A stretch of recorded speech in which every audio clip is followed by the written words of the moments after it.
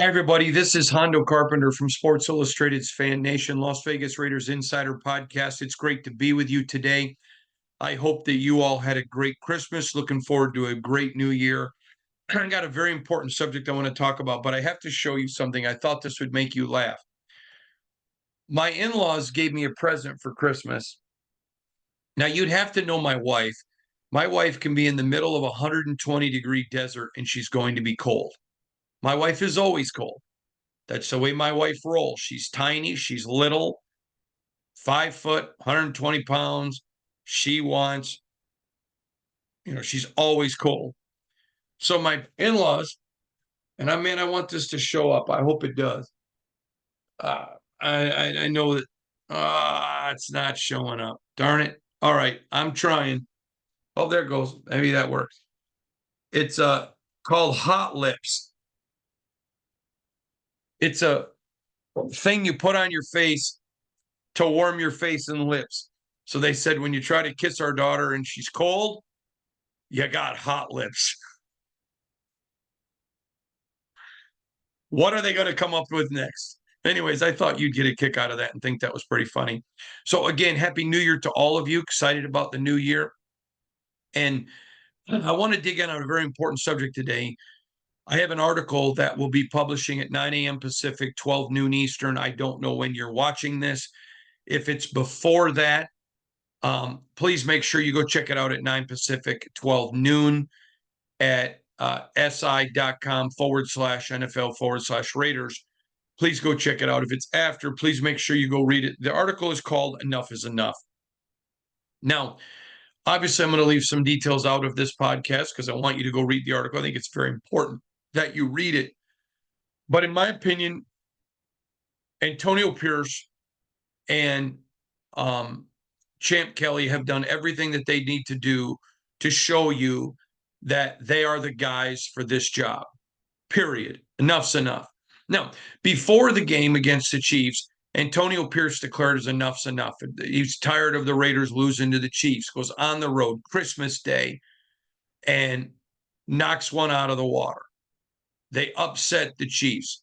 Only the third team all season to be more than double-digit dogs and to still go win a game outright. It was a great coaching job.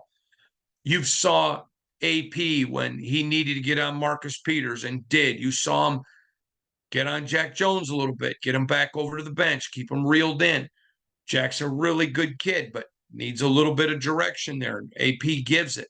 He's a guy that'll hug you and a guy that'll put a boot in your can. But enough's enough.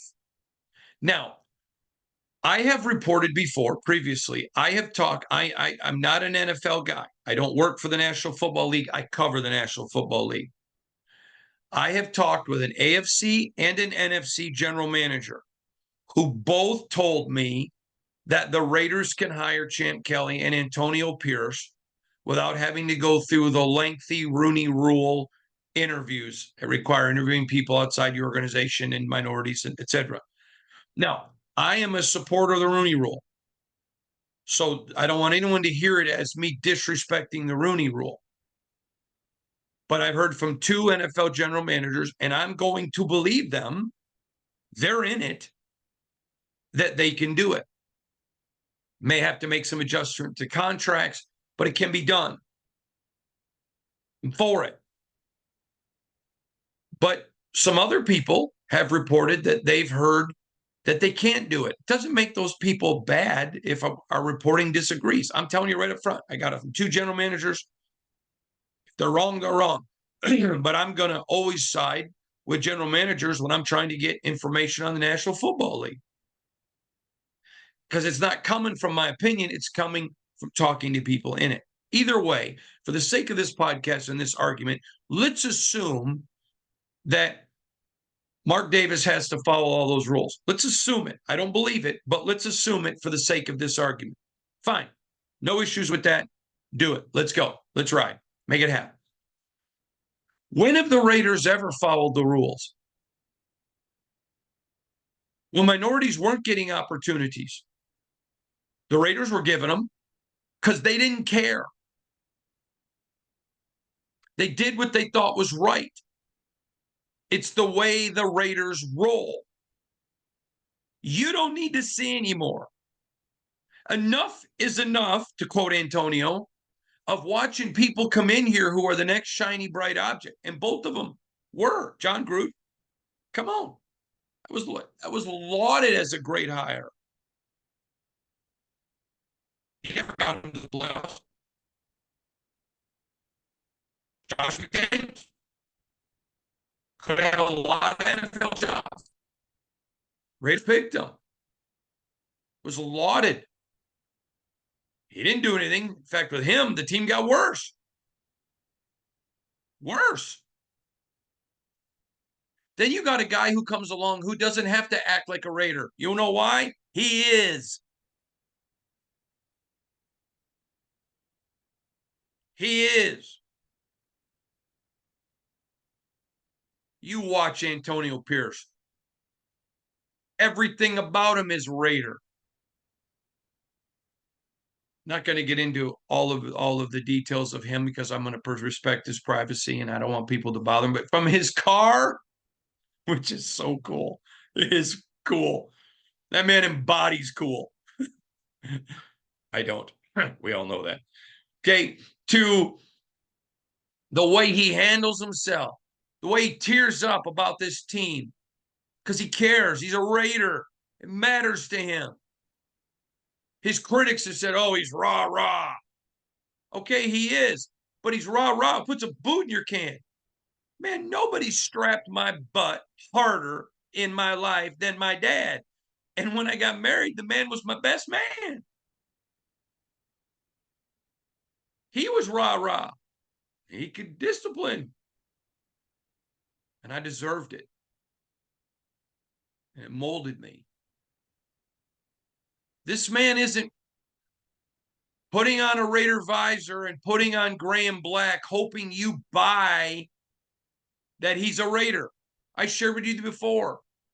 When AP got up and spoke, when Josh McDaniels was here before the Detroit game, he didn't call Josh out, but he inspired the team. And a few days later, Josh lamented, why does everyone associate me with the Patriots? He wasn't mad at AP at all. Why? Because he was a Patriot. And he could put on the Raider visor and the hoodie. But everybody who saw Josh McDaniels knew he was a Patriot. Nobody looks at Antonio Pierce and says, well, no, he kind of reminds me of the Jets. Are you kidding me? This man is a Raider. This team is now looking like Raiders. They are playing like Raiders. They are operating like Raiders. Is there anything more Raider than you go get Jack Jones, who wasn't wanted because he had some issues, and you bring him in? Yeah, he's one of the highest rated defensive backs. 2 weeks, 2 pick sixes, shutting everybody down. What's more Raider than that? Champ Kelly comes in after the trade deadline, but he was part of the total rebuild of the Raiders scouting department. The Raiders scouting department, according to multiple NFL people that I know, after Mike Mayock left, was nowhere near modern level. In fact, one person told me they were competing like trying to play chess with checkers. Champ Kelly was one of the big things that was able to restructure all of the scouting department. Proven evaluator of talent. This man it isn't a matter of will he get a general manager job? I mean, or if he will, he is going to get it. It's just going to be where? Champ Kelly? There's nobody finer. I mean, I wrote about him and said he should get the job before Dave Ziegler. Look at him coming in, doing his due diligence, talking with AP. Okay, can we bring in a Jack Jones? Yeah, we have the locker room to make him fit. Great, let's go do it. Look at the additions that have been done. Look at the work on the waiver wires. Look at the work looking at guys who aren't playing, Jack. Look at all that's going on. Enough's enough. Now, my buddy Deshaun from The Athletic did an interview at the last owners meetings with Mark Davis. It was a terrific interview. Deshaun just knocked it out of the park. Great guy. Mark was very open, and this is one of the things I really respect about Mark Davis. Very open. I'm not my dad in my football ability. And he alluded to a new position within the organization to kind of oversee everybody with a football guy. Mark, you don't have to sell yourself short. You may not be the X's and O's man that your dad was. You would know that better than anyone. So if you say you're not, I'll believe you. But you grew up around this team. Some of the greatest Raiders of all time were some of your best friends. It don't take a donkey brain at midnight in an old tin barn to figure out Antonio Pierce is a Raider. It don't take a donkey brain at midnight in an old tin barn to figure out they're playing like Raiders. It don't take a donkey brain at midnight in an old tin barn to say they look like Raiders. You just walked into the home of the world champion Chiefs, arguably the best coach in the NFL and Andy Reid, arguably the best quarterback and Patrick Mahomes and the National Football League, one of their best defenses ever. On Christmas Day, with the nation watching, and you smacked them in the face. You beat them up. They're still sitting in hot and cold tubs in Kansas City trying to get the pain out. That's what playing the Raiders is. On a national audience. With your offense not even getting a completion after the first quarter. Light up that stogie.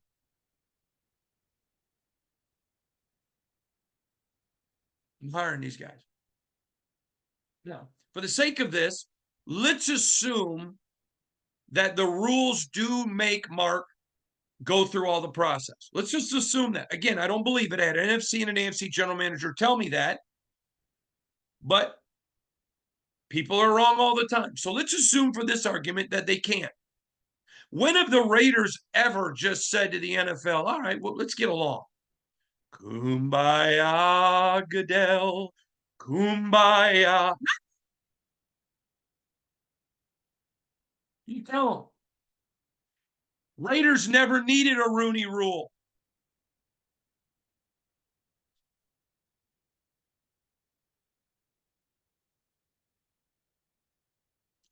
It's just true. The kids would say facts. Listen, the Rooney Rule was because of the other teams. Because that ain't the way the Raider Nation rolls. Those rules are there to ensure minorities get opportunity because they were ignored for so long. We're not using it this time, boys. We got our guys. They're the best ones. We're not hiring them because of their skin color. We're hiring them because they're the best. But oh, by the way, their skin color is minority. Take your Rooney Rule. We don't need it. Slide up a stogie, Mark, and make your announcement. Enough's enough. We ride with Pearson Kelly.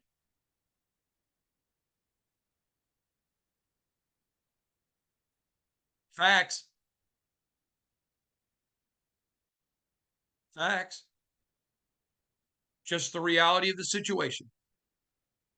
You don't need to see anymore. Enough's enough. There's nothing left to see. The eyes don't lie. The tape don't lie. Facts are facts. You got your coach. Your players have bought in. They are playing. Listen, it's not, hey, we bought in. Let's go get drunk with the coach, and who cares if we lose on Saturday? No, it's We bought in. We're working harder, watching more film, and we're winning. And they're winning without OTAs, mini camps, training camps, drafts, all of the time in preparation. Everything was against Antonio Pierce and Champ Kelly. And what have they done? In the words of Charlie Sheen, winning.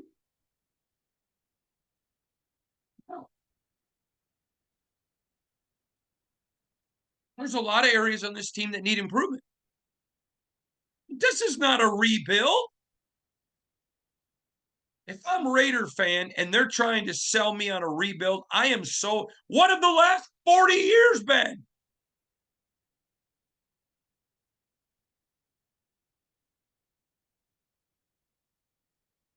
You tell me that defense needs a rebuild? They can use a couple more weapons, but they don't need a rebuild. You're telling me an offense needs a rebuild? Can they use some additions? You bet. You bet. It ain't no rebuild. You need a rebuild with AJ Cole and Daniel Carlson and Jacob Bobenmoyer? Come on now, that dog don't hunt.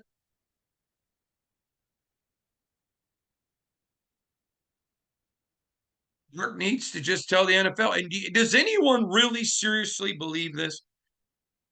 Again, I think he can hire him. May have to do some things with the contracts, but I think he can hire him. But for the sake of this podcast, we're saying they can't. Does anyone really believe the NFL's going after the Raiders for hiring Champ Kelly and hiring Antonio Pierce? Come on now. He was born at night, but it wasn't last night, and they're not going after him. No. Just end it. These are our guys. And I'm hearing people say, well, you can give it to AP if he agrees to do this. No. That's not how this works. You treat AP the same way you treated Gruden, in the same way that you treated Josh McDaniels. You let him pick his staff. If he's going to fail, then let him fail. But if he's going to succeed, let him succeed. Let him succeed. No strings attached. I was doing an interview on a podcast, and I don't remember which one it was. It may have been a national interview. It wasn't a podcast. I don't remember. But somebody said, do you think AP should get the job if he does? And I looked around and said, no, your opinion doesn't matter. Mine doesn't either. You don't hire the coach and then tell him what he has to do. You set him up to fail. Antonio Pierce has earned the right to do the job. He may fail. I don't think he will, but he might. And if he does, then he deserves to walk out like Frank Sinatra singing, I did it my way. And by the way, I really like Antonio Pierce. We have several mutual friends. And I think I have a good relationship with him. And I genuinely really like him as a human being as well. That's the kind of guy you want leading your organization. That guy cares. He's all in. He's all in. I'll never forget one time we were out having dinner with a couple, my wife and I. And every time the husband would say something, the wife would go, roll her eyes. And we got in the car, and my wife's like, they're not going to be married long. I'm like, why? She has no respect for him. Sure enough, 8 months later, we found out getting divorced. Okay. Is there anybody rolling their eyes at Antonio Pierce? Because there ain't nobody. Well, but he's only a defensive guy. All right. All right. Rick Gosselin, who is considered by many the greatest NFL writer of all time, NFL Hall of Famer, voter, all of it. I mean, this guy is the gold standard. He was the inventor of the mock draft. Is my mentor and one of my best friends. He is, in my opinion, one of the finest human beings walking planet Earth. I genuinely love that man. I would do anything in the world for him. In fact, all of my big articles, the ones that you saw about Dave and Josh, all of them. He reads them, contributes, give me some feedback before we publish them, all of them. Very involved in it. He's a tremendous man, including the article I have coming today. He has long said, when you hire defensive guys, they don't know the rest of the team. Offensive guys, they don't know the rest of the team. But he goes, he's always said, I can't believe more special teams guys don't get the chance because they have their hand in both offense and defense. I agree with him. Is there anyone today who thinks it was a mistake to hire Josh McDaniels and not hire Rich Bisaccia? Of course. Of course it was a mistake. A big one.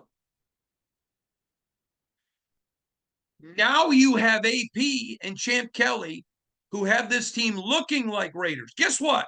I respect that Mark Davis says, listen, I'm not my dad. I think that is honorable of Mark, and I salute him. But guess what? When I go to the zoo, I don't need a veterinarian to say, Mr. Carpenter, you're looking at a zebra. I know what a zebra looks like. When I go to the zoo, I don't need him to say, now this is a hippopotamus. Why? I know what a hippo looks like. I ain't a hippo. I'm fat, but I ain't a hippo. Lost 180 pounds, but still fat. But I'm not I don't need, even though I'm not a hippo, I don't need a vet to tell me it's a hippo. Mark Davis and everyone is a Raider. I'm not. But I don't need you to tell me what a Raider looks like because I got my eyes on AP. And that's a Raider.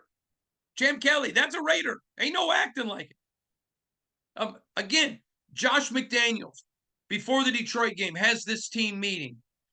Asks AP to get up and talk because he respects AP and the fire and the passion of AP. Talked about beating New England when they were undefeated.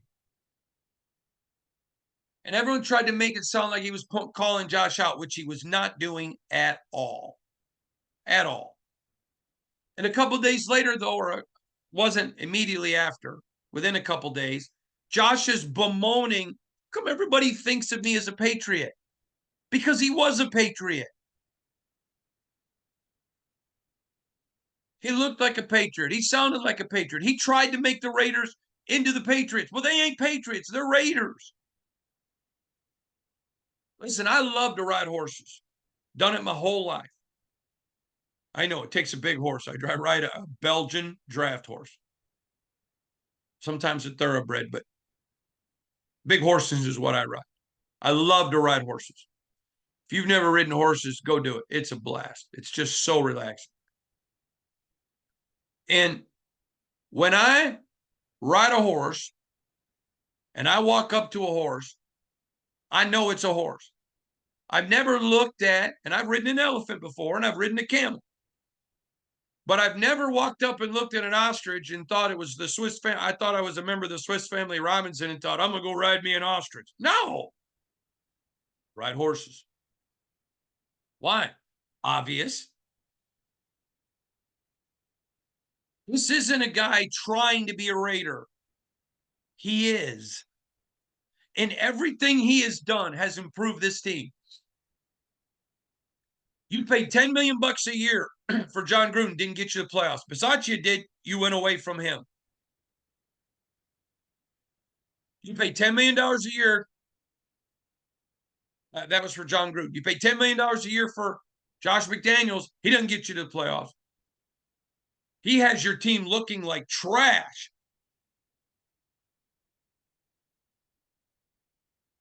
And you got AP. This is a football team now. The Chiefs are still sitting in hot and cold tubs trying to get over their boo-boos. Because they got walloped. Man, if you go back and watch the film, I was talking to a buddy of mine that works for another NFL team. And on Christmas Day, he was watching the game with his kids. And he said to me, they were physical. He goes, go back and watch that offensive line of the Raiders. Man, they were just pounding people. And they were. That's this game. That's the way this game rolls. This is a fit. That's the way the Raiders are. They're the bullies. You're not going to win every game in the NFL. But when you play the Raiders, you better feel it the next day. They're the bullies. Max Crosby wearing his diamond face mask. We asked him after the game, did you get permission from the NFL? You going to get fined? Why? That's the Raider way. I'm going to tell you a story that you've never heard. But I talked to them again last night on the phone, my dear friend Matt Mellon, just to make sure he was all right with me telling the story. Years ago, he's the general manager of the Lions. And someone within the Lions organization above him, I'm not going to use a name, he asked me not to, and I will always honor my friendship with Matt. One of the finest human beings in all the world. Love you, Matt.